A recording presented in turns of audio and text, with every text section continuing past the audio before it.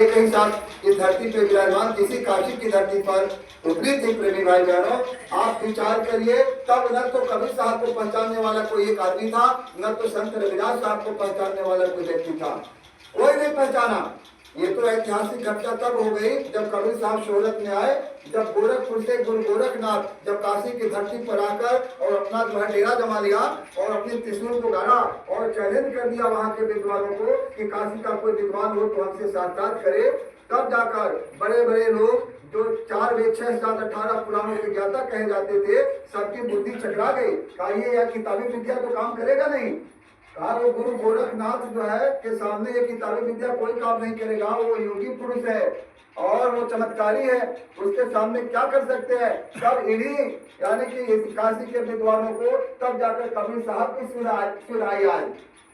तब कबीर साहब के शरण में गए। कबीर साहब ने जब ऐतिहासिक काम किए, कबीर साहब अंतर्यामी महापुरुष जब वो आ रहे थे तमाम विद्वान वहां के, तो कबीर साहब ने पहले जब चरखा और बिल धागा काट रहे थे, प्रेमी भाई बहनों, उस समय आकर ब्राह्मणों ने वहां के विद्वानों ने कहा कबीर साहब अरे यहाँ से जल्दी चलो, और ऐसा ऐसा घटना हो गया है।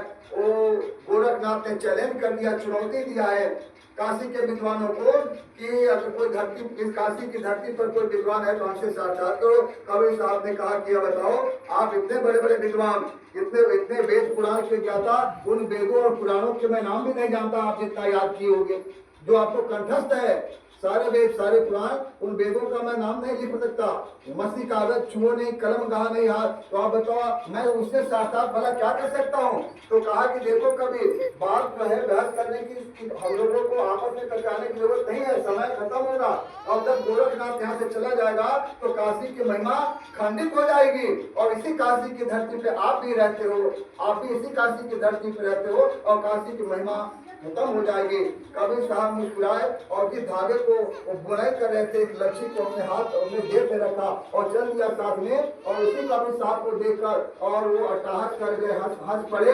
गोरखनाथ कहा कि अरे भाई तुमको और कोई नहीं मिला था, ये कबीर मिला था, ये कबीर मिला था, ये मुझसे भला क्या साक्षात करेगा। मैं साक्षात अपने बराबरी वालों के साथ करता हूँ। तब कहा चलो कोई बात नहीं, अगर तुम सबके तरफ से प्रतिनिधि के रूप में आया है तो मैं पहले इनकी परीक्षा लूंगा, और जब ये मुझे ढूंढ कर दिखा देंगे तब मैं समझ जाऊंगा कि ये साक्षात करने लायक है या नहीं है। तब इस चुनौती को मंजूर किया सबके सामने, और उसी गंगा में यानी अपने योग बल की साधना से और वो जो है मेढक बन गए गुरु गोरखनाथ। और कबीर साहब ने कहा अच्छा ठीक है, और कबीर साहब यानी एक विकराल सर्प का रूप धारण करके वो मेढक को बड़ी मुख यानी फैलाकर जब दौड़ाने लगे तो वो बेचारा मेढक कितनी छलांग लगाता, और वो बिल्कुल जो है छलांग लगाते लगाते अपनी जान बचाते बचाते अंत में हार गए, और अंत में बाहर निकल गए, हार मान लिया। तो कबीर साहब ने कहा ना ऐसे नहीं हो सकता, अब मेरी बारी है और मैं गंगा में जाऊंगा और आप मुझे ढूंढोगे। तो इस चुनौती को स्वीकार करना पड़ा, क्योंकि इतने जन समुदाय के सामने जब बातें हो रही हो तो उनको यह चुनौती मंजूर करना पड़ा। और जब कबीर साहब जल में गए, जब जल में गए तो वो जल ही में समा गए, जल ही के रूप को धारण कर लिया। प्रेमी भाई बहनों, हेरत हेरत हे सखी रहा कबीर हेरा, और बूंद समानी समझ में सोकत हेरा जाए। जब कोई बूंद समुन्दर में चला जाए, जब समुन्दर का रूप धारण कर ले तो उस बूंद को उस समुन्दर से कौन निकाल सकता है। और तब जाकर यानी कि सारी योग बल की साधना, उनकी सारी अपनी विद्या का प्रयोग कर दिया, लेकिन कबीर साहब इस गंगा नदी में कहीं नहीं दिखाई दे रहे थे। और वो बेचारा गोरखनाथ यानी हाफने लगा, उसके शरीर से पसीने छूटने लगे। तब साहब कमाल उधर से जा रहे थे और कमाल साहब को कबीर साहब ने पूरा बना दिया था। कमाल साहब सारी बात समझ रहे थे। कमाल साहब ने देखा, कहा क्यों गोरखनाथ जी क्या बात है, बड़े परेशान लग रहे हो। तो कहा अरे भाई ऐसा ऐसा साक्षात लगा है, और मैं कहा कि आप कबीर साहब को 7 जन्मों तक नहीं खोल सकते। कहा अरे भाई कोई उपाय। कहा कि एक उपाय है, अगर मैं कहता हूँ उस उपाय को करो तो कबीर साहब मिल जाएंगे। कहा क्या उपाय है। कहा कि आप जो है अग्नि प्रज्वलित करो, एक बर्तन में गंगा का पात्र गंगा जल लाकर उसको आप गर्म करो, कबीर साहब आ जाएंगे। तो जब कमाल साहब ने ये बात बताया तो तुरंत अपने योग बल से या जैसे भी अग्नि प्रज्वलित किया, और बर्तन में जब गंगा जल लाया गया तो कबीर साहब मुस्कुराते हुए प्रकट हुए। कहा अरे गोरखनाथ तुम मुझे तू मुझे क्या ढूंढ सकता था अगर ये कमाल न मिलता, अगर ये कमाल न मिलता। तो वही बात है, घर का भेदी लंका जाए। तो कहा, तब फिर उनको थोड़ा सा अपने को धक्का लगा और उस त्रिशूल को ऐसे जमीन पे पटका, त्रिशूल गिर गई और अपने योग बल की साधना से और ध्यान करके और ऊपर की ओर विराजमान होकर त्रिशूल के ऊपर के हिस्से में, यानी कि वो जो है आसन में बैठ गए, सुखासन जो भी पद्मासन में बैठ गए और कहा, कभी अगर तुम्हें साक्षात करना है तो मेरे बराबरी में आ, मेरे बराबरी में आ। तो कबीर साहब ने इसकी तैयारी तो अपने घर से चलते समय ही कर लिया था और जिस लच्छी को उन्होंने जेब में रखा था उस लच्छी को निकाला, ऐसे आसमान में उड़ा दिया और साहब कबीर वहां से अंतर्धान हो गए और जाके अपने मंदिर में विराजमान हो गए और वहां से जाकर आवाज लगा रहे कि अय गोरखनाथ, अगर तू साक्षात करना चाहता है तो मेरे बराबरी में आ। गोरखनाथ की साधना जहाँ तक थी, चाहे देवलोक तक होगी या ईश्वर लोक तक की होगी, जहाँ तक की होगी, जहाँ तक वो देख सके अपने योग बल पे, केवल धागा ही धागा दिखाई दिया, उस धागे का कहीं अंत नहीं दिखाई दिया। तब गोरखनाथ ने कहा, यहीं से आवाज लगाई, यह कबीरा यह योगा तुमने कब सीखा? तो वहां से आवाज दे रहे कि महादेव का जन्म नहीं था, ब्रह्मा का नहीं टीका, जब इन तीनों देवों की उत्पत्ति नहीं थी, यहाँ कुछ भी नहीं था, धरती आसमान कुछ भी नहीं बने थे, यह योग अभी का है, ये तो कब तक सनातन ही हो गए। तब वहां से कबीर साहब आए और ऐसे गोरखनाथ जैसे उस युग के सबसे चमत्कारी पुरुष ने जब कबीर साहब के सामने घुटने टेक दिए, तब जाकर कबीर साहब को लोग जान पाए और कबीर साहब ने बहुत अंगुलियों पर गिने चुने जीवों को नाम की दौलत दिया था। प्रेमी भाई बहनों, लेकिन रविदास साहब से गुरु गोरखनाथ से ने पूछा, यह बताओ आप इतनी बड़ी हस्तियां इस धरती पे आए हो और यह युग इतना, यह जीव इतना परेशान है, इतने कष्ट में है और आप चाहो तो इन जीवों को क्षण भर में पहुंचा सकते हो, अपने लोग ले जा सकते हो, तो आप ये कर क्या रहे हो, आप बैठे क्या हो? तब उस समय रविदास साहब ने कहा कि देखो गोरखनाथ, यही विधि बीते काल कछु और प्रगटे माधव राय, कहा कि इसी ऐसे ही कुछ समय और बीतेगा और भी महात्मा आएंगे, अभी और भी महापुरुष आएंगे, अभी आते रहेंगे और इसके बाद तब जाकर जब समय पूरा होगा तब वो माधव राय इस धरती पे आएगा। कहा कि यही विधि बीते काल कछु और तब प्रगटे, कहा कि मेरे तरफ और भी महात्मा आएंगे और जीवों पर संस्कार डालेंगे और हमारा ये काम है, मैं किसके लिए आया हूँ, मैं भूमि तैयार करने के लिए आया हूँ। हम लोग भूमि तैयार कर रहे हैं, अभी और महात्मा आएंगे वो भी भूमि तैयार करेंगे, जीवों में एक जो है जीवों में संस्कार डालेंगे। जब भूमि तैयार हो जाएगी तो उसमें बीज बोने वाला और फसल उगाने वाला, फसल को काटने वाला, वो धनियों का धनी पूरन धनी, माधव राय कहते हैं जो धनियों का धनी है, जो पूरन धनी है, वो साक्षात धरती पर आएगा, वो अपनी जो है इस बनाई गई भूमि में यानी कि बीज को बोएगा, नाम रूपी बीज को बोएगा और सारे जीवों को जहाँ से आए वो ले जाने की क्षमता रखेगा। हम तो वो काम करने के लिए आए। तो ऐसे प्रेमी भाई बहनों, ऐसा महात्मा धनियों का धनी पूरन धनी साक्षात इस भूमंडल पर अवतरित हुआ है, साक्षात इस भूमंडल पर नर्तन धारण करके आया। तो आए प्रेमी भाई बहनों, ऐसे महात्मा के इतिहास को अपनी जड़ बुद्धि से कोई आ सकता है? त्रेता और द्वापर के इतिहास को आज तक किसी ने नहीं समझा, जो उसी में खोए हुए हैं, दिन रात डुबकी लगा रहे, रोज मानस की चर्चा होती है, रोज मानस पाठ होती जाते हैं, रोज जो है यानी घटनाएं होती है। रामलीला आज खेले जा रहे, आप बताओ, अभी रामलीला पूरा नवरात्र में चला, आप बताइए जब राम का इतिहास और कृष्ण का इतिहास, नैमित्तिक शक्तियों के इतिहास के बारे में आज तक लोग रोता खाते रहे। रामायण सकोट ये पारा, कहा कि सकोट, स्वामी जी महाराज ने कहा कि सकोट 100 करोड़ से भी ज्यादा, इतने अपार रामायण है और कितने ब्रह्मांड है ऊपर में और प्रति ब्रह्मांड राम अवतारा। तो इसी में लोग डुबकी खा रहे हैं कि भैया ये राम है। मोदे उन्नयन प्रसिद्ध भय पुण्य चितवत कौशल पूर्वे मोह विरोध की राम मुस्काहे और बिरसत बेल क्रोध मुहमाए उधर मानसून मंडल राया देख तुम बहुत ब्रह्मांड निकाला। तब कहता कोटिन चतुरारण गौरीसा, यहाँ तो पूरे दुनिया के लोग यही जानते हैं कि ये ब्रह्मा जी सृष्टि का विस्तार करते हैं, विष्णु का पालन करते हैं, शंकर जी संहार करते हैं, परिवर्तन के देवता। यह पढ़ने के बाद भी लोग नहीं समझते कि भूधर भूल विशाला, ये सारी बातें पढ़ते हैं बहुत सी। तो ये तमाम जो है ये जो मनहून समाय और सो सब अद्भुत देखो वरन कवन दिया। तो जब रामायण में डुबकी लगा रहे हमारे कितने पूर्वज चले गए, कितने पूर्वज चले गए, उसी राम की पूजा पाठ करते करते, उसी गंगा यमुना में नहाते हुए और उसी कुंभ में नहाते हुए और इसी मूर्त में व्रत में उपवास में पूजा में पाठ में और इसी में चले गए। और किसी की आत्मा जो इस मानव तन में जो आत्मा विराजमान है अपने आत्म स्वरूप का दर्शन किसी ने नहीं कर पाया। अगर हमारे पूर्वजों में कोई अगर अपनी आत्मा का साक्षात्कार किया लेकर लिया होता तब अब तक वो बयान करता कि आत्मा का स्वरूप ऐसा किसी ने नहीं किया।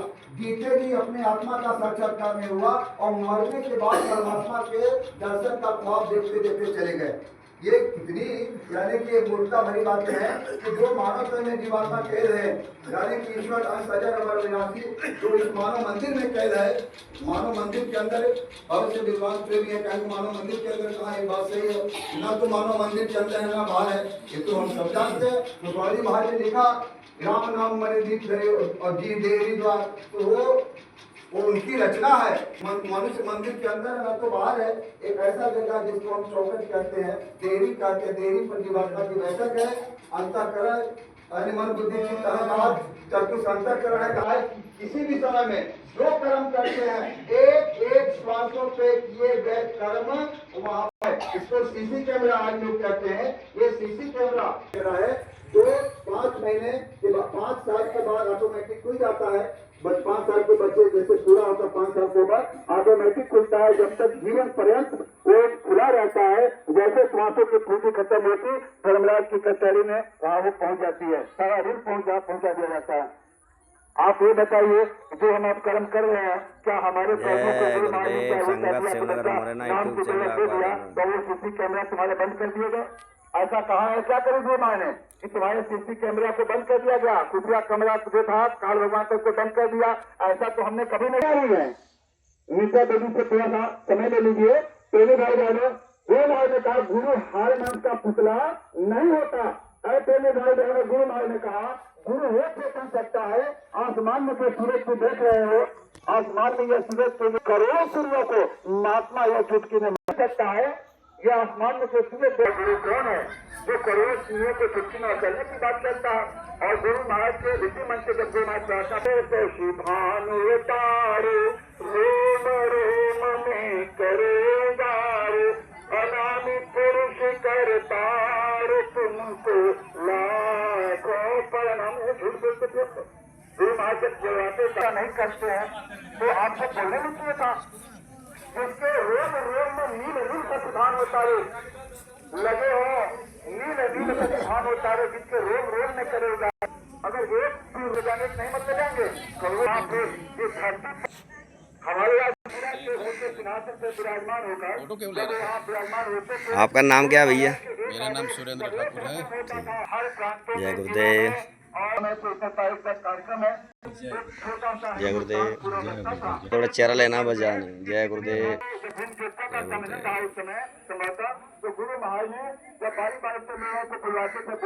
जय गुरुदेव। जय गुरुदेव माता जी। जय गुरुदेव। जय गुरुदेव। जय गुरुदेव सेवादार। जय गुरुदेव।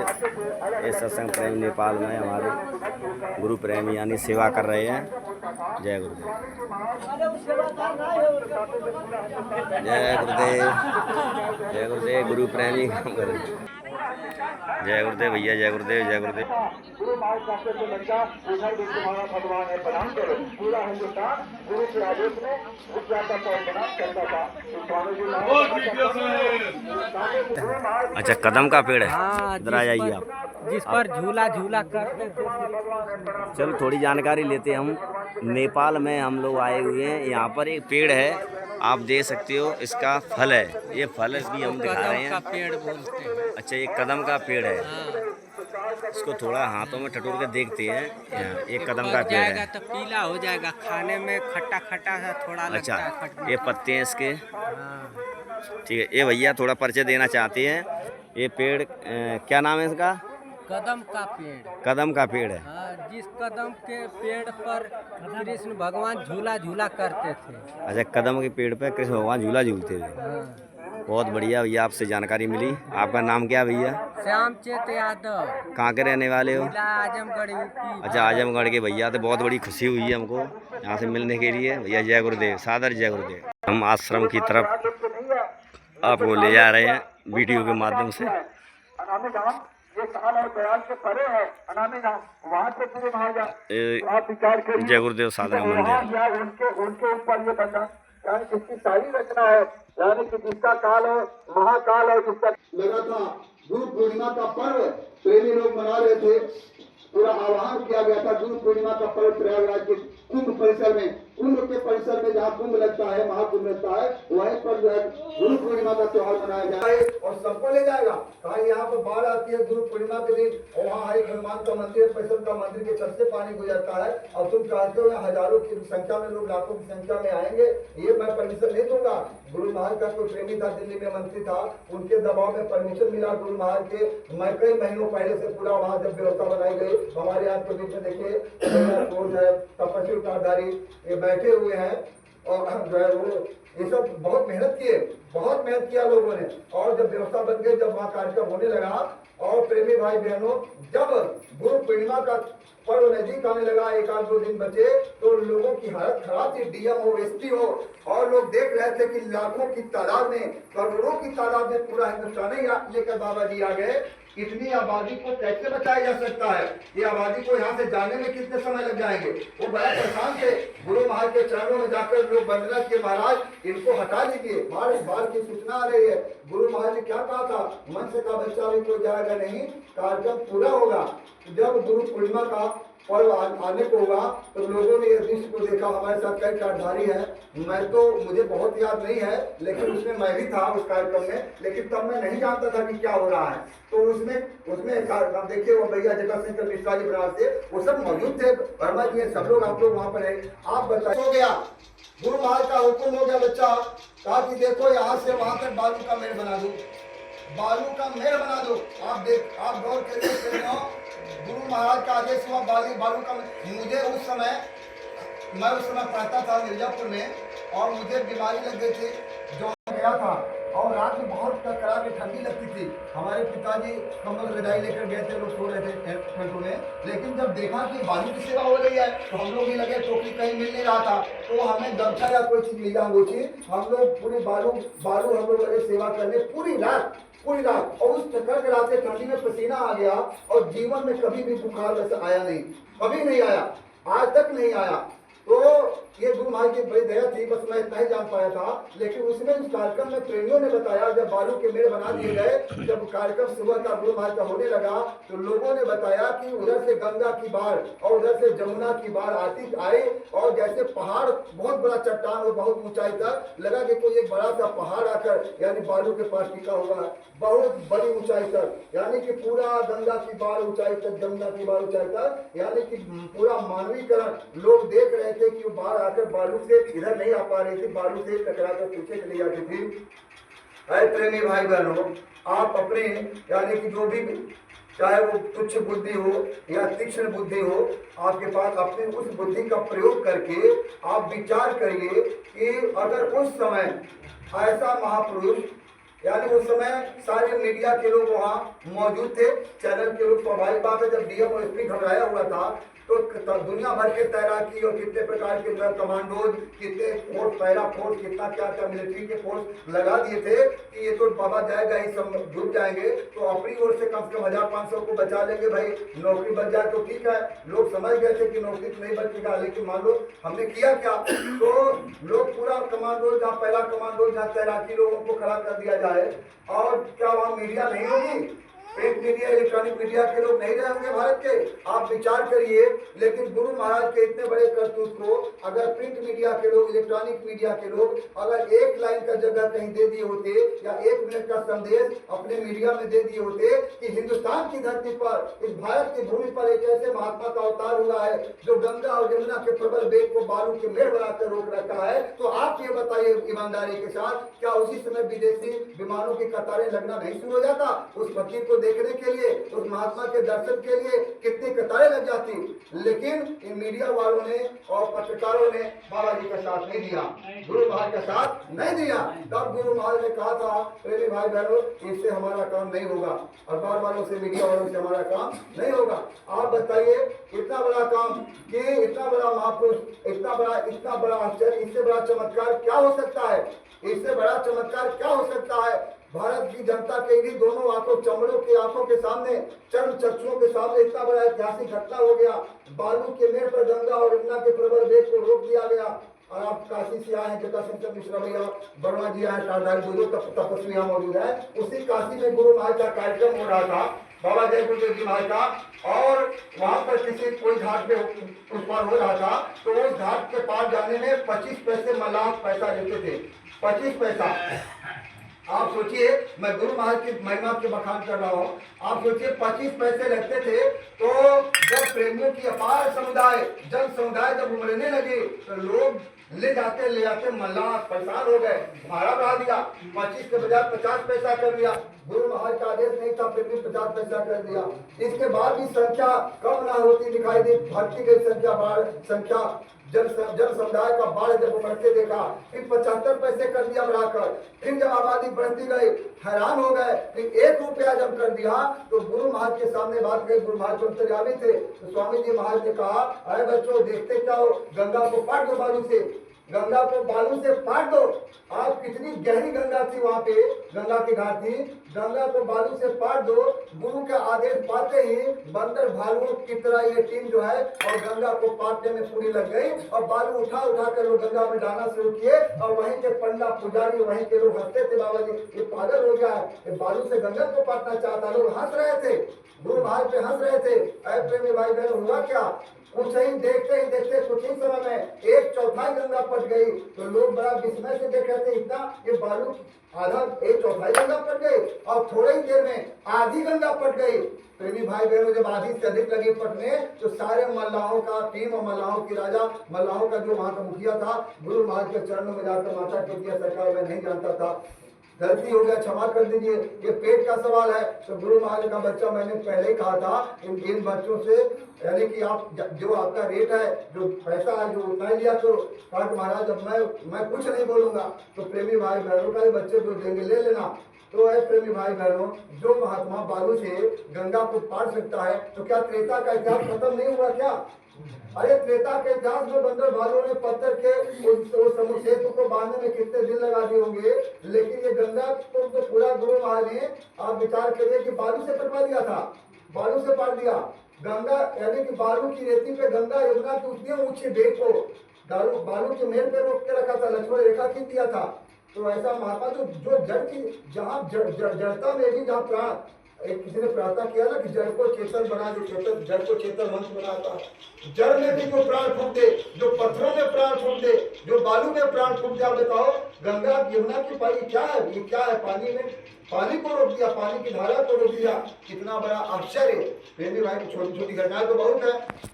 मैं सोनभद्र जिला से हूँ, तो मेरे यहाँ ओबरा में, ओबरा इंटर कॉलेज के बगल में एक गांधी मैदान है। गांधी मैदान में गुरु महाराज का कार्यक्रम हो गया। प्रेमी भाई बहनों, उस गांधी मैदान में इंटर कॉलेज के जो प्रिंसिपल साहब थे, वो सारे बच्चों को छुट्टी कर दिए कि आज बाबा जी का कार्यक्रम है, बच्चे जो है, बच्चे पढ़ेंगे नहीं, ठीक से मन नहीं लगेगा, छोड़ दो, पूरा छुट्टी कर दिया। लेकिन एक साइंस का टीचर था, बहुत बदमाश था, और वो उस दिन प्रैक्टिकल रख दिया बच्चों को फंसाने के लिए, और बड़ा बदमाश था, बच्चे बहुत डरते थे उससे। वो प्रैक्टिकल रख दिया, केमिस्ट्री का टीचर था, प्रैक्टिकल रख दिया स्वामी, और वो बच्चे देखे, सारे बच्चे चले गए कार्यक्रम में, और वो बच्चे बड़े परेशान थे, व्याकुल थे, और टीचर से डरते थे, चला जाऊंगा तो ये हमें फेल कर देगा बोर्ड परीक्षा में। तो वो बेचारे यानी झांकते थे खिड़कियों से, गुरु महाराज को मंच की तरफ झांकते थे, फिर इधर देखते थे, फिर जानते थे। गुरु महाराज ने बच्चों की मनोदशा को, बाल मनोदशा को देखकर, और गुरु महाराज ने प्रिंसिपल साहब को बुलाया। अरे प्रिंसिपल साहब, क्या विद्यालय बंद हो गया? बच्चे आ गए? कहाँ से? क्या पूरे बच्चे आ गए? तो कहा कि महाराज, कहा कि एक, सारे बच्चे तो आ गए, लेकिन एक अध्यापक ऐसा है तो मेरी भी बात नहीं मानता, वो मेरी भी बात नहीं मानता, वो केमिस्ट्री का है, और वो जो है प्रैक्टिकल करा रहा है। अच्छा, आए प्रेमी भाई बहनों, उन बच्चों के खातिर गुरु महाराज ने यानी कि अपने कदम यहाँ से उठाकर और कॉलेज के पास गए, दूसरे मंजिल पर गए जहाँ वो प्रैक्टिकल करा रहा था, बिना कहे पूछे चले गए और दरवाजे पर गुरु महाराज खड़े हो गए। तो दरवाजे पर जब खड़े हुए तो वो आदमी जो टीचर था, प्रोफेसर प्रवक्ता था, वो देखते ही गुरु महाराज को कहा कि महाराज ये अभी बच्चों का उम्र नहीं है सत्संग सुनने का, प्रवचन सुनने का। तो गुरु महाराज ने कहा मैंने कब कहा? अरे बच्चा मैंने कब कहा कि मैं सत्संग के लिए बुलाने आया? मैं तो बुलाने आया नहीं। अरे मैं तो देखने आ गया कि आप करा क्या रहे हो, मैं भी देखना चाहता था। अरे बच्चा क्या प्रैक्टिकल करा रहे हो? कहा सरकार ये है। कहा अच्छा बताओ तुम्हारे लैब में सबसे खतरनाक, सबसे ज्यादा खतरनाक कौन सा केमिकल है? तो H2SO4 सल्फ्यूरिक अम्ल या जो भी था उसके पास। कहा महाराज ये का इसकी विशेषता क्या? अगर जमीन पर थोड़ी गिरा दिया जाए तो वहां से धुआं उड़ जाएगा, इतनी खतरनाक केमिकल है। तो कहा अच्छा बच्चा तुम्हारे लैब में है? कहा अरे जरा मंगाओ मैं भी देखूं। तो उस लैब से वहां से उसको मंगाया गया। गुरु महाराज का बच्चा देख ले यही है। कहा हाँ सरकार। तो गुरु महाराज ने उसके ढक्कन को खोला, प्रेमियों ढक्कन को खोला उस शीशी के और अपने हथेली को ऐसे किया और पूरे के पूरे केमिकल को हाथों से ऐसे करके उजल दिया, अपने हथेली पर पूरा केमिकल ही डाल दिया और कहा बच्चा ये तो कुछ नहीं हो रहा, ये तो कुछ नहीं हो रहा अभी तुम। तो उसकी जो है उसका मस्तिष्क चकरा गया और वो जो है प्रोफेसर लगा देखने प्रवक्ता कि आखिर ऐसा हो कैसे सकता है, हो कैसे सकता है। शीशी को बार बार देखा, फिर बड़ा हिम्मत करके उस शीशी के ढक्कन में थोड़ा सा अंश लगा था तो सोचा देखो वही है कि कुछ डुप्लीकेट तो नहीं है। तो अपनी छोटी सी अंगुली की ऊपरी हिस्सा को थोड़ा सा ऐसे स्पर्श जैसे ही कराया और एकदम वो तरफ उठा, रोने चिल्लाने लगा और तुरंत वहाँ एम्बुलेंस बुलाई गई और वो एम्बुलेंस बुला कर अस्पताल गए। सारे बच्चे भरभरा के निकल के फील्ड जाकर रह गए। प्रेमी भाई बहनों, ऐसे दया के सागर करुणा के अवतार जो सबके मन की गति को जानता है। आप विचार करिए जिस समय आप दर्शन के लाइन में बैठे होंगे कतारों में, वह महापुरुष जिस तरह वो कदम फेर लेता था वहाँ पूरा का पूरा 2-2, 5-5, 4-4 किलोमीटर की कतारें लग जाती थी। बीच से गुरु महाराज लौटते थे तो पूरी कतारें इधर घूम जाती थी, जिधर मुड़ते थे कतार बन जाता था। स्वामी जी महाराज कितनी आवाज गति से चलते थे, सिर पे हाथ भी रखते थे, एक हाथ से दक्षिणा भी लेते थे, सेवा भी लेते थे और उसको झोली में डालते हुए और उनकी तेज रफ्तार से जाते थे। आप बताइए कितने क्या एक मिनट हाथ रखते थे? क्या एक सेकंड भी नहीं लगता, ऐसे करके चले जाते थे, ऐसे करके पता भी नहीं चलता था हाथ रखा।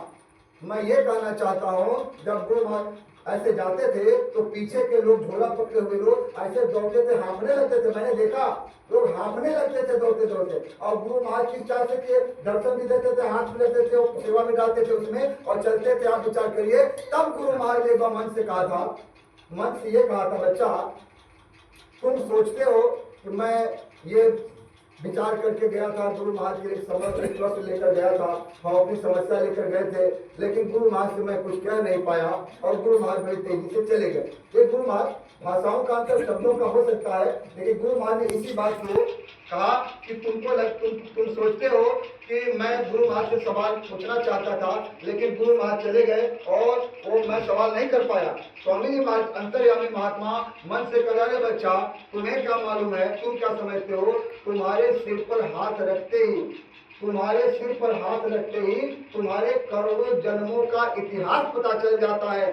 तुम्हारे करोड़ों जन्मों का, इसमें से किन्हीं को पता होगा, इसमें से आपने सुने हैं कुछ लोग इस बात को सुने हैं?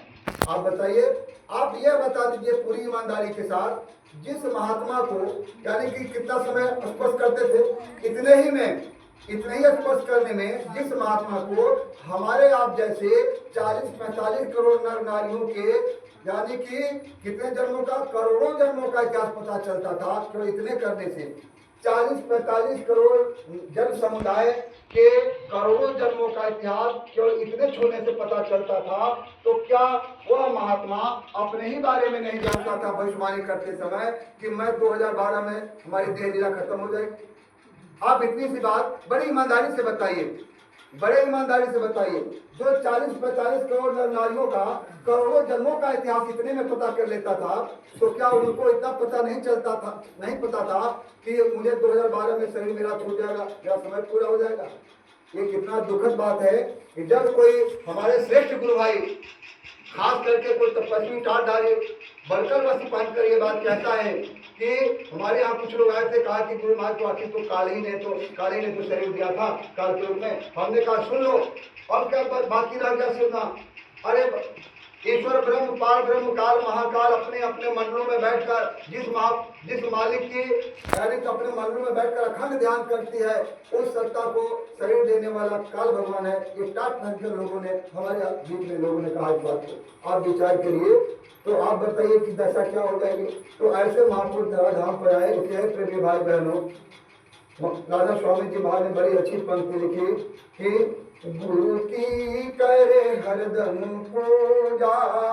अब एक अक्षर सुनाइए, गुरु की करे हरदम पूजा, गुरु की करे हरदम पूजा, गुरु समान कोई देव न दूजा, गुरु समान कोई देव न दूजा, गुरु समान कोई देव न दूजा, गुरु समान कोई देव न दूजा, गुरु चरण सेवनित करिए, गुरु चरण सेवनित करिए, गुरु चरण सेवनित करिए, गुरु चरण सेवनित करिए, तन मन गुरु आगे धरिए, तन मन गुरु आगे धरिए, गुरु दर्श करो आँखन से, गुरु दर्श करो आँखन से। महाराज के दर्शन होते हम लोग व्याकुल होते, गुरु महाराज को वहाँ दर्शन दे रहे हैं, लोग दौड़ने लग जाते थे, चाहे कोई प्रांत का हो तो पता चल जाए गुरु महाराज वहाँ दर्शन दे रहे हैं, लोग भाग खड़े होते थे। आप बताइए तो बाहर के चर्म चक्षुओं से बाहर का दर्शन, और जब ये दृष्टि खुली गुरु महाराज का बच्चा ये दौलत दिया है और तुम कहा 24 घंटे में समय बचा कर 1 घंटा सुबह 1 घंटा शाम, कहा जब बैठोगे तो बच्चा जब दृष्टि खुलेगी तो कहा तुम यहाँ धक्का मुक्का करते हो और तुम अपने गुरु का जलवा देखो और वहीं गुरु से सवाल करो, प्रश्न करो, उत्तर लो।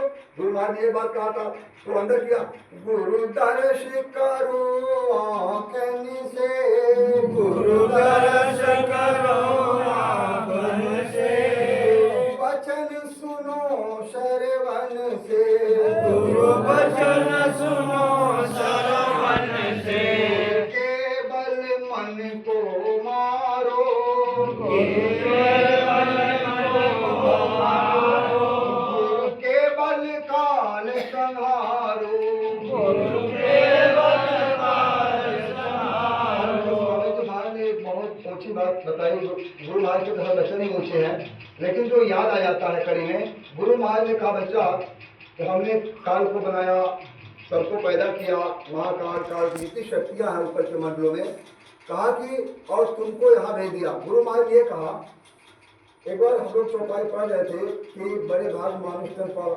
और इसमें ये था कि यानी कि ये जो है ईश्वर अंश जीव अविनाशी और चेतन अमर सहस्रासी। और ये बात में थोड़ा सा शंका होता था कि ईश्वर अंश, और गुरु महाराज ने कहा कि वो सर्वदर कमल में भगवान बैठे वो ईश्वर है, उनको खुदा अवतार कहा जाता है। तो ये हुआ कि क्या उनके अंश से ये जीवात्मा बैठी है। तो गुरु महाराज का सत्संग मिला तो स्वामी जी महाराज पहले बच्चा कहा कि जब जीवात्माओं को कहा कि देखो हमने जब विस्तार किया तो पहले ऊपर मंडलों से इनको भेजा, काल को भेजा और तुमको बाद भेजा, इस नाते जो तुम्हारे बड़े भाई और तुम उनके छोटे भाई, वो बड़े हो, वो तुमसे बड़े हो, तुम छोटे, तो बड़े जब बड़े हो गए हो तो उनके जो है उनकी देख रेख में तुमको कर दिया, उनके देख रेख में कर दिया। स्वामी जी महाराज ये बात बताई, इस महापुरुष ने दिया कि नहीं दिया। तो आप विचार करिए कि कितनी बड़ी दौलत, जो यानी कि जो काम ऊपर से मंडल में बैठी हस्तियां वो नहीं जहाँ पहुंच सकती, वहां पहुंचने का रास्ता गुरु महाराज ने हमें आपको दिया है। तो प्रेमी भाई बहनों, गुरु के बल मन को मारो, गुरु के बल मन को मारो, गुरु के बल काल संहारो, गुरु के बल काल संहारो। कहते गुरु के बल, गुरु ब्रह्म रूप धरि आए, गुरु ब्रह्म रूप धरि आए, गुरु पार ब्रह्म गति गाए, गुरु पार ब्रह्म गति गाए।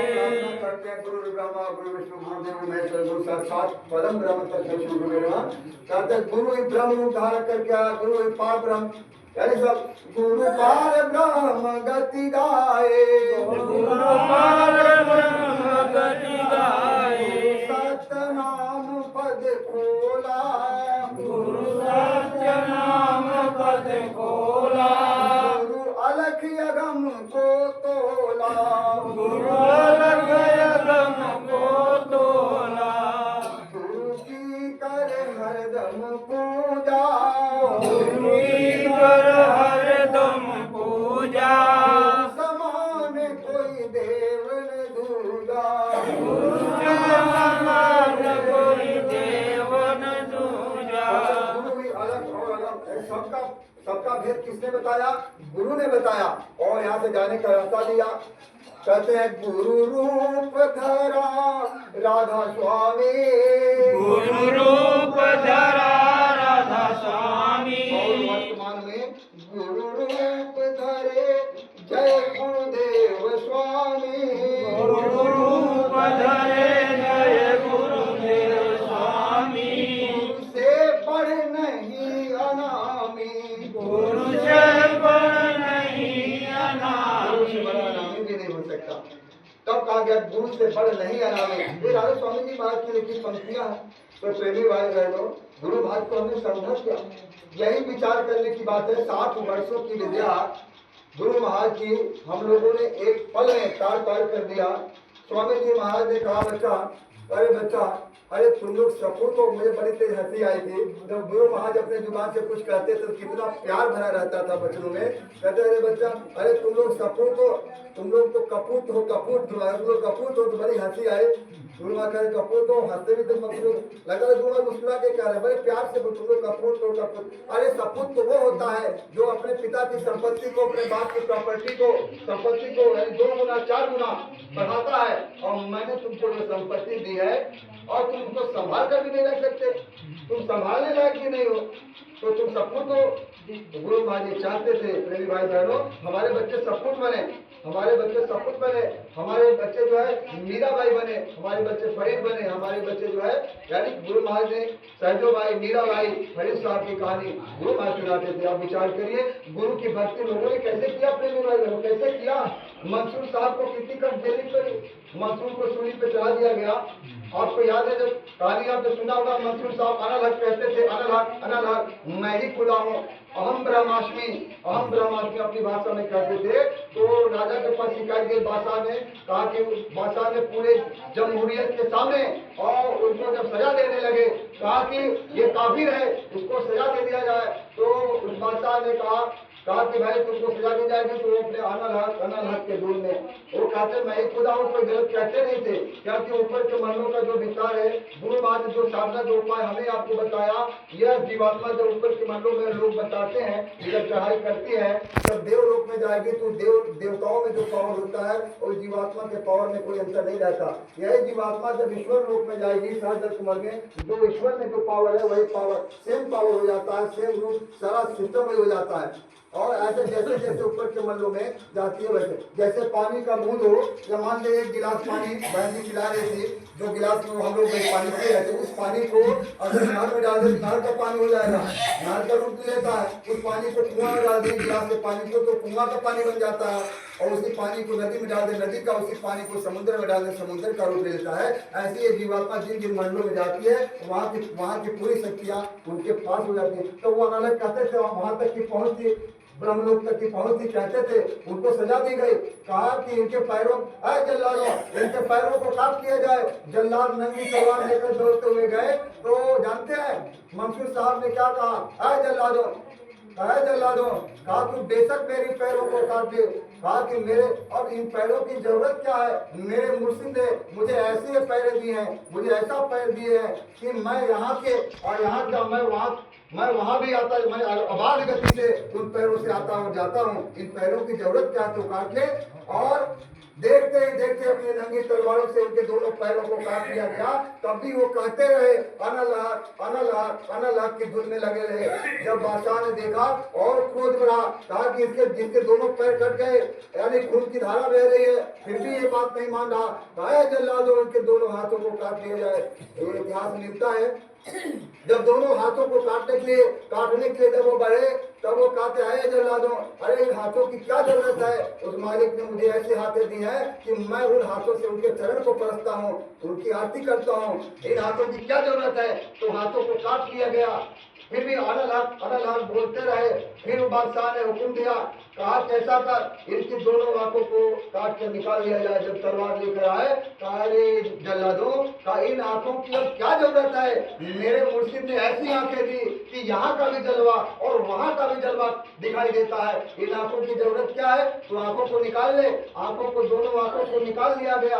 फिर भी अनलहक कहते रहे। आए प्रेमियों, फिर बादशाह को क्रोध आया, कहा कि अब न रहेगी बांस न बजेगी बांसुरी, अब इसका खेल खत्म करो। कहा ऐसा करो तो ले जाओ, कहा जाओ और इसकी जुबान को एक काट लिया जाए। जिस जुबान से अनलहक बोलता है, इन मंसूर के जुबान काट लिए जाए। आए प्रेमी भाई बहनों, अब की बार जब ये नंगी तलवार लेकर जब जाने लगे मंसूर की ओर, तो मंसूर ने कहा कि खबरदार, सावधान जल्लादो, ठहर जाओ। जब उन्होंने ठहरने की बात कही तो सारे के सारे डर गए, भयभीत हो गए। अरे जिस आदमी के दोनों टांग काट दिए गए हो, जिनके दोनों हाथें काट दी गई हो, जिनकी दोनों आंख निकाल ली गई हो, और वो कहता ठहर जाओ, तो बादशाह के हुक्म को ताक पे रखे और जल्लाद वहीं रुक गए। कहा कि जरा अपने मुर्शिद की शुक्रिया अदा तो करने दो, इस जुबान से शुक्रिया अदा तो कर लेने दो। तब मंसूर ने कहा कि हे मेरे सदगुरु, अरे मेरे प्यारे मुर्शिद, कहा कि मेरी क्या औकात थी कि इस इम्तिहान में मैं पास हो जाता? ये तो आपकी रहमो करम थी कि आपने इस इम्तिहान में मुझे फेल होने से बचा लिया। शुक्रिया है, लाख लाख शुक्रिया है। ऐ मेरे मुर्शिद, आपकी लाख लाख शुक्रिया है, लाख लाख शुक्रिया है। शुक्रिया अदा करने के बाद मंसूर ने कहा क्या जल्लादो, अब तू चाहे तो मेरी जुबान को काट दे। इतिहास बहुत लंबा चौड़ा है प्रेमी भाई बहनों। तो गुरु महाराज ने अपनी जुबान से कहा, मंसूर ने गुरु भक्ति की, उसने की। तो ये गुरु भक्ति ऐसे प्रेमियों ने किया था जिनका नाम जब ऐसा महापुरुष धरती पर आकर अपने श्री जुबान से, मुबारक जुबान से जिन भक्तों का नाम लिया हो तो मामूली नहीं हो सकता। तो गुरु महाराज ने शायद ऐसा कल्पना किया था कि गुरु महाराज ने हमें आपको बड़े प्यार से अपना बच्चा कहकर, अपना बच्चा संबोधित करके कहा कि हमारी करोड़ों भुजाएं हैं, हमारी करोड़ों आंखें हैं। तो आज वो करोड़ों भुजाएं और करोड़ों आंखें क्या कर रही हैं? ये करोड़ों आंखें करोड़ों जगह पे घूम रही हैं, करोड़ों आंखें करोड़ों दिशाओं में देख रही हैं। आप विचार करिए प्रेमी भाई बहनों, जो पहले कहते थे कि गर झुक जाए बंदा किसी और दर पे, दाग लग जाएगी गुरु तेरे नाम पर। तो आप बताइए आज क्या हो गया? ऐसे समृद्ध गुरु पर अगर इस जन्म में हमने विश्वास खो दिया तो क्या दोबारा जन्म ये मानव जन्म आपको मिलेगा? प्रेमी भाई बहनों, कवि साहब ने एक पंक्ति लिखी है कि 100 बरस गुरु भक्ति कर, 100 बरस, हमने कितने बरस किए? उनको 50 को 60 साल किया होगा, 70 साल किए होंगे, इससे ज्यादा कोई नहीं किया होगा। नाम जान लेने के बाद इससे ज्यादा किसी ने नहीं किया होगा। कहते हैं 100 बरस गुरु भक्ति कर, एक दिन पूजे आन, और 100 अपराधी आत्मा, और पढ़े 84 खा या नरक की खा। यानी कि 100 बरस की गुरु भक्ति एक पल में, यानी दूसरे दर पे आपने सिर झुकाया, इतने ही में 100 बरस की गुरु भक्ति खत्म हो जाती है और वह आत्मा 84 की खान में जाती है, भटकती है। तो आप बताइए हम आप गुरु महाराज को कितने करते रहे? जिस गुरु ने हर प्रेमियों का अपना अपना इतिहास होगा, मैं ही अपना इतिहास गाऊं तो कितने घंटे लग जाएंगे, और इतने प्रेमियों का इतिहास जब लिखा जाएगा तो कितने समय बीत जाएंगे, कितने साल और कितने यानी बीत जाएंगे, जमाने बीत जाएंगे। तो हर प्रेमियों का अपना इतिहास होगा। मुझे विश्वास है कि गुरु महाराज की परीक्षा हम सभी ने ली, सबने परीक्षा लिया, और गुरु महाराज ने अपनी परीक्षा सबको देकर और ये विश्वास जमाया, कहा कि बच्चा सब विधि मुझको समरस जान, सब विधि मुझको समझ जा, हर प्रकार से मुझे समरस समझना, और कहा कभी भी तुम मुझे कभी धोखा मत खाना। प्रेमी भाई बहनों, स्वामी जी महाराज ने सारी बातें कही थी। आप बताइए जब गुरु महाराज ने आज से पर्चियां लिखकर छपवाया बटवाया, तो आप बताइए झूठी लिखी है, सच्ची लिखी है।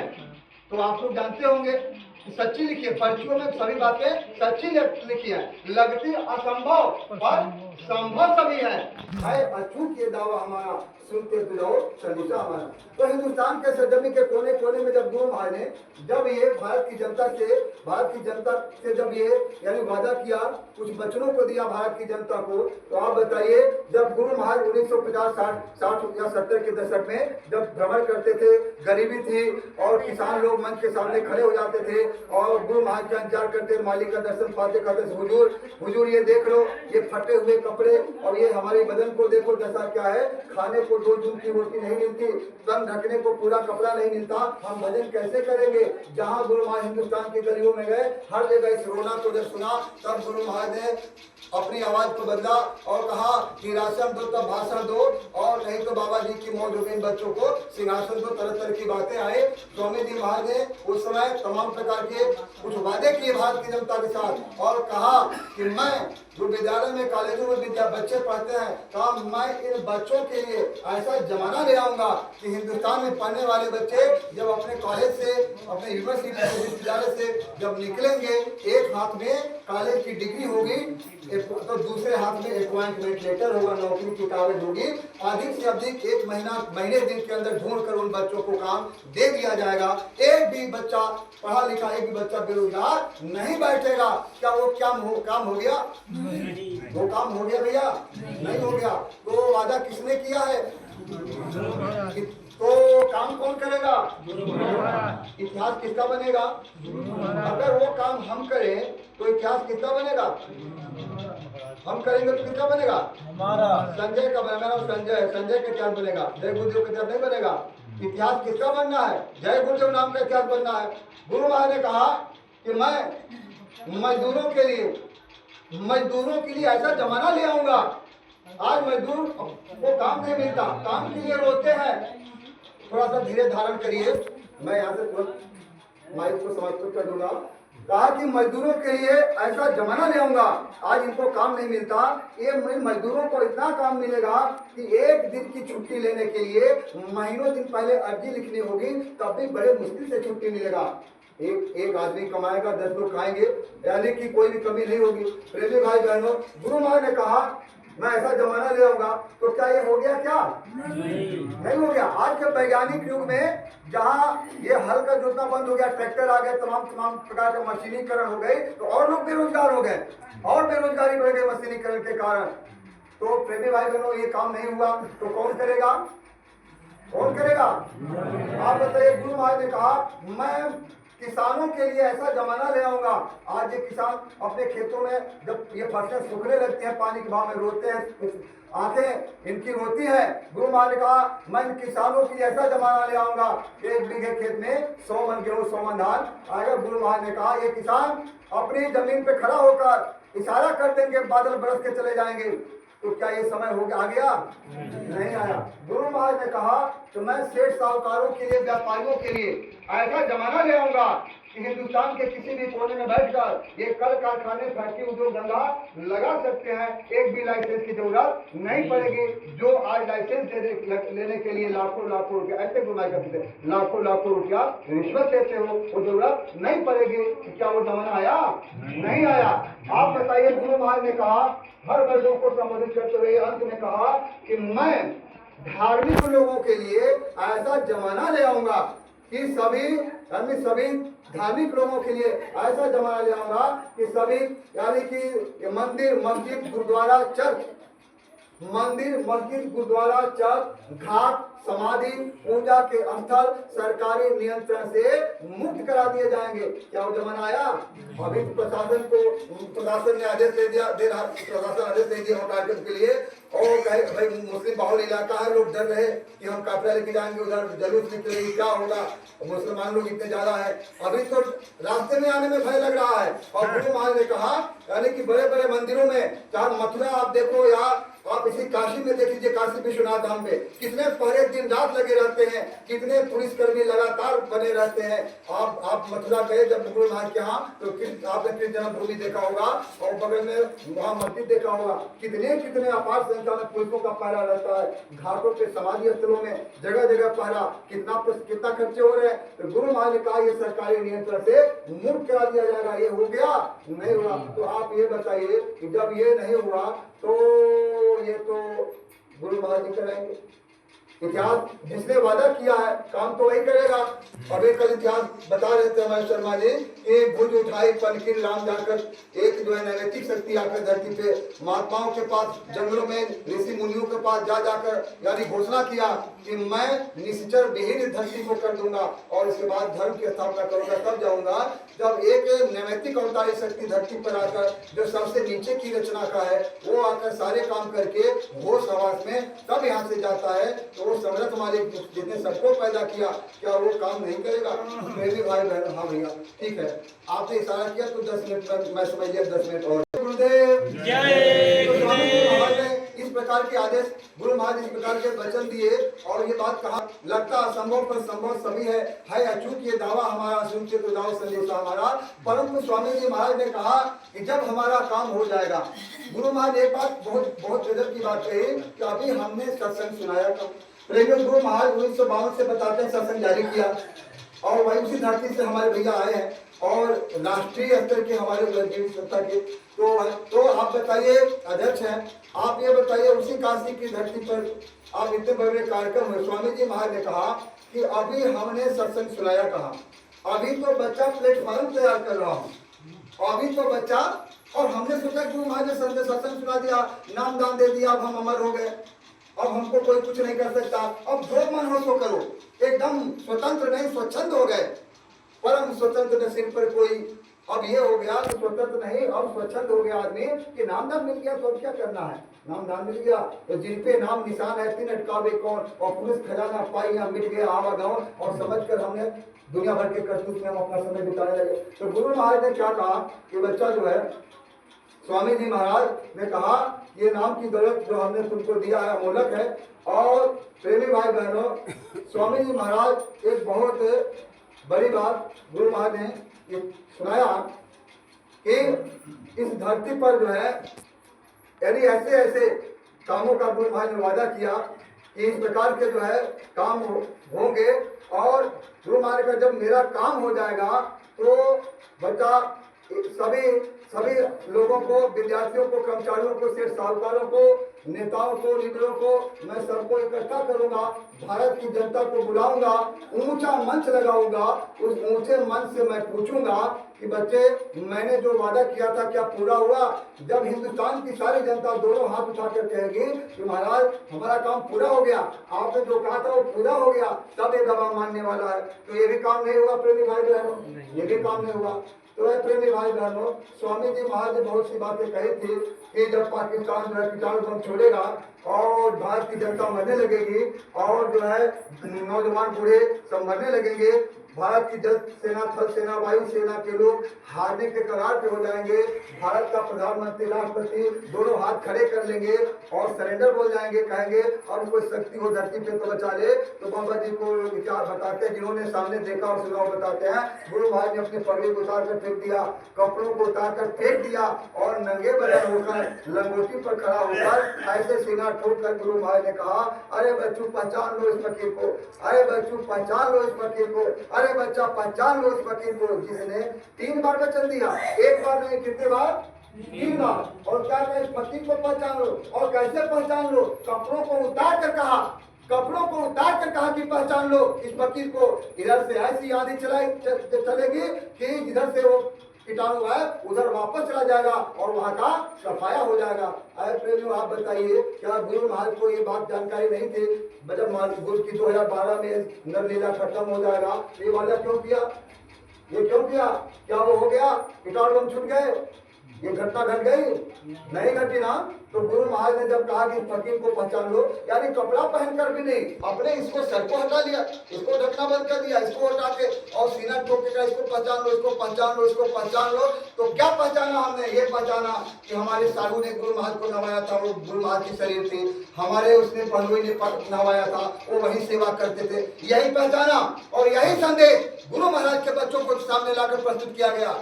गुरु महाराज के बच्चों के सामने गुरु महाराज के बच्चों ने इस बात को ये बताना शुरू कर दिया, लानत है ऐसा मानव तन पाने का और ये मनुष्य शरीर में जीवात्मा पाने का, जिसने इस मनुष्य शरीर में भेजा होगा वो भी अफसोस करता होगा, किसको हमने मानव तन में भेज दिया, ऐसे मालिक के लिए क्या कैसे वचन कह दिए। तो प्रेमी भाई बहनों, ये आप विचार करिए कि हमने क्या कर दिया, गुरु महाराज ने क्या कहा था और हमने क्या कर दिया। इतने सारे भरोसा के गुरु महाराज हम लोगों ने पाया। बड़ा बड़ा दुखद क्षण तब, दुखद बेला तब होता है, आदमी बहुत सोचता है कि अपने क्रोध को वश में करके रखेगा, कभी क्रोधित नहीं होगा, लेकिन जब कोई मंच पर जाकर कोई ऐसा बोलता है, जब कोई ऐसा कहता है कि तुम शाकाहारी का प्रचार 12 साल बीत गया, क्या हो गया, क्या कर लिए, आप ये बताइए, ये जीवात्माओं का भव सागर पार होना कितना आसान बनाया। इस धरती पर ऐसा महापुरुष आए कि भक्ति को इतना आसान कर दिया, इतना आसान कर दिया। इस धरती पर जब से सृष्टि की रचना हुई होगी, मैं चैलेंज के साथ कह सकता हूँ, चुनौती के साथ, ऐसा भक्ति को आसान करने वाला मसीहा कभी भी भूमंडल पर नहीं आया। जिसने क्या किया, पर 1 घंटा ध्यान भजन की बात कही, फिर गुरु महाराज देखते थे कि बच्चे भजन क्या करेंगे, मन लगता नहीं। गुरु महाराज ने कहा तुम मेरे आदेश में निकल पड़ो, मेरे आदेश में अपने घर मकान के बच्चा जब तक छोड़ के निकल जाओगे और जब तक घर दोबारा वापस नहीं जाओगे तब तक के पूरे समय को भजन में जोड़ दिया जाएगा। क्या इससे आसान भक्ति हो सकता है? आप 8 दिन की शाकाहारी प्रचार चंदौली में निकला था, 8 दिन में 24 घंटे में 8 का गुणा कर दीजिए, मल्टीप्लाई करिए, और जो लोग 8 दिन पूरे समय दिए होंगे तो आप बताओ कितने घंटे का भजन जुड़ा कि नहीं। लेकिन किसमें जोड़ा जाएगा? भजन में जोड़ दिया जाएगा। आप कहते हैं भजन कर लिए, किसी की आंख खुली, भजन आप इतने सालों से कर रहे हो, आपकी दृष्टि खुली, आपने ऊपर के मंडलों को देखे, आपने अपने रूप को देखा, आप गुरु महाराज के मन पे, गुरु महाराज के मन पर गुरु बैठकर और गुरु महाराज के वचनों का खुले हम खंडन करते हैं, और हमारे जैसा भोला भाला श्रोता सुनकर चुप रह जाता है। ये कितना बड़ा अपराध है। ये अपराध सुनने वालों को लगेगा कि नहीं लगेगा? क्या गुरु महाराज पे आपको शंका है, भजन का रास्ता गलत दिया है, भजन नहीं करना चाहिए, बिना भजन के आप पार हो जाएंगे? ऐसा हो सकता है? नहीं हो सकता। तो मंच पर जब कोई ऐसा कहता है कि आपने भजन करके क्या कर लिया, बहुत से लोगों का इतिहास मिला बिना भजन के पार हो गए, और उदाहरण दिया जाता है। ऐसे लोगों का उदाहरण देकर हम आम भोली भाली संगत के सामने आप क्या प्रदर्शन करते हैं कि आप भजन क्यों करते हो, बिना भजन किए पार हो सकते हो, ये करो वो करो। तो है प्रेमी भाई बहनों, ऐसे लोगों को हमें आपको सोचना चाहिए, बुद्धि विवेक का प्रयोग करना चाहिए। तो प्रेमी भाई बहनों, शाकाहारी का प्रचार में जोर शोर से करना है। गुरु महाराज ने अंतिम कार्यक्रम में 2012 में भी ये बात का बच्चा, शाकाहार का प्रचार इतने जोर शोर से कर दो कि सारा मामला ही पलट जाए। तो पलटे ना पलटे, जब कृष्ण भगवान ने काली उंगली पर, कनिष्ठ उंगली पर जब गोवर्धन को उठा लिया, ग्वालवालों लाठी लगा दिया, ग्वालवालों का नाम इतिहास हो गया, अमर हो गया, द्वापर के इतिहास में नाम अमर हो गया केवल लकुटिया के लगा देने से। आप बताइए, सेतु निर्माण में केवल यानी पत्थर मदर भागवों का नाम अमर हो गया राम की त्रेता के इतिहास में। और गुरु महाराज का बच्चा, जब मैं अच्छा काम कहूँ और उसमें तुम सहयोग कर दोगे तो यह जय गुरुदेव नाम के इतिहास में तुम्हारा भी नाम अमर हो जाएगा। जब ऐसा इतिहास जो गुरु महाराज के पीछे के सारे इतिहास खत्म हो जाएंगे, त्रेता द्वापर के इतिहास को कोई जाना नहीं, और कारगुरु पीछे के सारे इतिहास खत्म हो जाएंगे। तो उस इतिहास को देखने का मौका हमें आपको मिला कि जल शरीर में इससे बड़ा सौभाग्य क्या हो सकता है। जय गुरुदेव, जय गुरुदेव नाम कृष्णा, जय गुरुदेव नाम कृष्णा, प्रभु का पावन नाम, जय गुरुदेव। बस केवल लाइन केवल बोलूंगा, केवल 1-2 लाइन ये कहना चाहता हूँ। स्वामी जी महाराज नैमिषारण्य के कार्यक्रम में यह बात कहे थे कि बच्चा, प्रेमियों ने, बड़े बुजुर्ग प्रेमियों ने बताया कि हमारे बच्चों के सिर जब तक ढके रहेंगे तो मैं मान लूंगा कि हमारा बच्चा भजन पर बैठा है, मैं मान लूंगा कि हमारा बच्चा भजन पर बैठा है। तो क्या इतना नहीं कर सकते? क्या इतना भी नहीं कर सकते? केवल सिर ढक नहीं सकते, सरदार लोग बराबर सिर ढके रहते हैं। और हमारे गुरु महाराज प्रत्यक्ष धराधाम पर विराजमान होकर जब कहते हैं कि हमारे बच्चों के सिर जब तक ढके रहेंगे मैं मान लूंगा हमारा बच्चा भजन पर बैठा है, तो कितना आसान भक्ति को कर लिया। प्रेम हमारे बहनों के लिए, माताओं के लिए, बहनों के गुरु महाराज ने कहा था कि ये बच्चे, ये जो है देवियाँ जब भोजन पकाएंगी, जय गुरुदेव, जब आप रसोई घर में जाएं तो वहां पर आप सबसे पहले गुरु महाराज का आदेश है कि सिर ढका होना चाहिए। सिर ढक के भोजन बनाएंगे। माताओं बहनों, केवल इतना करने से गुरु के आदेश का हमें आपको एहसास हो जाएगा और गुरु महाराज सामने याद आ जाएंगे, तो क्या इससे बड़ा भक्ति क्या करने का आनंद क्या मिलेगा। माने केवल एक आदेश, रसोई घर में गए नहीं कि गुरु महाराज के आदेश का पालन हो गया। अगर आदेश याद आ गया और गुरु का आदेश याद आया तो गुरु महाराज सामने आ गए। फिर गुरु महाराज ने कहा कि जिस पात्र में आप भोजन पकाते हो उसमें कभी भी उसको जूठा नहीं करना चाहिए, उसमें कभी खाना नहीं चाहिए। तो जब हमारी आदत बनी है खाने की, जब दोबारा खाने लगे तुरंत अरे गुरु महाराज ने कहा है कि इसमें भोजन नहीं करना है, और तुरंत गुरु महाराज याद आ गए और गुरु के एक आदेश का फिर पालन हो गया। कितना अच्छा काम हो गया। फिर गुरु महाराज ने कहा कि यानी कि ये कई तरह के आदेश दिए। प्रेमी भाई बहन, स्वामी जी महाराज ने सिर ढकने की बात कही। एक बात कहा गुरु महाराज ने, एक बात कहा, मैं कई प्रेमियों को देखता हूँ, मैं कई बार कह भी चुका हूँ, जो सिर ढकने की बात गुरु महाराज ने कही, कहा कि या तो टोपी और या तो पगड़ी, अंगोछी नहीं। क्या कहा? अंगोछी। आप फिर से सुन लीजिए, कहा कि अपने सिर ढक के रखो, या तो टोपी लगाओ या तो पगड़ी, अंगोछी नहीं। अंगोछी जानते हैं आप लोग ना? आप ये बताइए, यह ताज है, अनामी महाप्रभु धाम को उतर कर जो हमारी ताजपोशी की है, इस ताज की कीमत भी हमने नहीं समझा। पगड़ी, हमारे सनातन धर्म में पगड़ी का बहुत पुराने समय से इसकी प्रचलन रही और बड़ा महत्व होता था। पुराने जमाने में लोग पगड़ी को उतार के रखते थे तो अपना यानी इतना महत्व होता था। तो ये पगड़ी का इतना महत्व है, इतना कीमती ये पगड़ी है, लेकिन हम लोग समझते नहीं और उसे अंगोछी को बांध लेते हैं और बाथरूम में जाते हैं उसे अंगोछी को निकाल के पूरे शरीर को रगड़ेंगे, कपड़ा बदलेंगे, फिर उसी को फिर बांध लेंगे। तो क्या इतनी सस्ती हो गई ये ताज, इतनी सस्ती हो गई ये मुकुट? गुरु महाराज जिससे ताजपोशी किया, ऐसा नहीं होना चाहिए। तो पगड़ी बांधिए और टोपी लगाइए, लेकिन अंगोछी से नहीं। ये गुरु महाराज का ये संदेश है। कुछ है, ज्यादा समय नहीं है। तो शाकाहारी का प्रचार का आदेश है, सभी लोग शाकाहारी का। ये भैया जो पहने हैं कपड़ा के सामने, भैया थोड़ा सा आप खड़े हो जाएंगे, आप थोड़ा सा हाँ फिर देखिए देखिए, ये देखिए सामने जो है कौन सा कलर है, और पीछे घूम जाइए भैया। मैं क्षमा चाहता हूँ, ये मैं अपने औकात से ज्यादा आपको कह दिया।